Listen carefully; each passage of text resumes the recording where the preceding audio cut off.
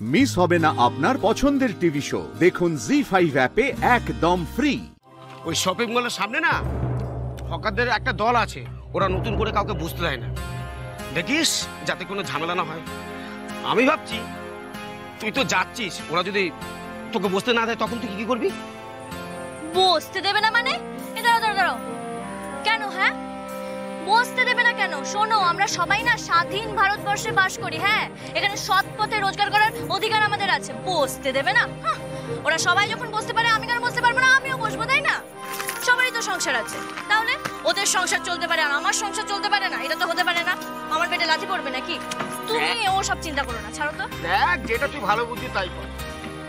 এই কোয়েল, পাগুলো ঠিক করে গুছিয়ে ফেলেছিস তো? আর আলু সেদ্ধটা নিয়েছিস? ঠিক আছে, চল চল চল, দেরি হয়ে যাবে নালে।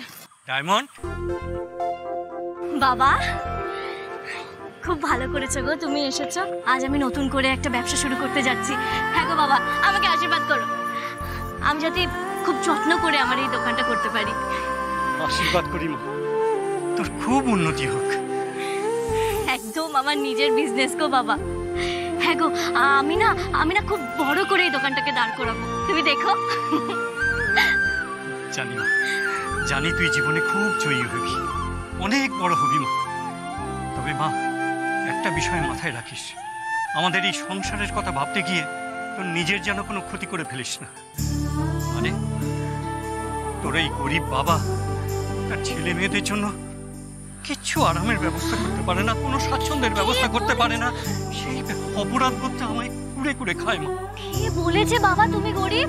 আরে তোমার কাছে তো তোমার ডায়মন্ড আছে, ডায়মন্ড।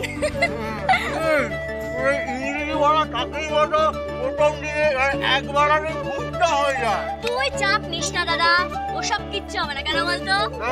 কারণ এই ডায়মন্ডের মাথায় তার দাদার আশীর্বাদের হাত আছে। কি হয়েছে?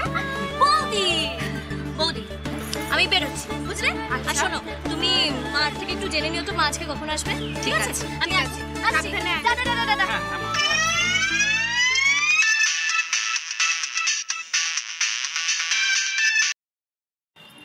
হ্যাঁ গো লক্ষণদা, বলো। এই ডায়মন্ড, শোন, তোর যে বোম্বের বড়া পাও নাকি, সেটা একটা বিয়ে বাড়িতে স্টল দিবি। স্টল? আরে হ্যাঁ, ভালো লাভ আছে কিন্তু। আরে তুমি শুধু বলো কবে? আরে কাল সন্ধ্যাবেলা তোকে আমি ঠিকানাটা পাঠিয়ে দেবো, চলে আসিস। আচ্ছা, কতজন লোক আছে? দেখো, আমার কিন্তু 3000 টাকা লাগবে। হ্যাঁ।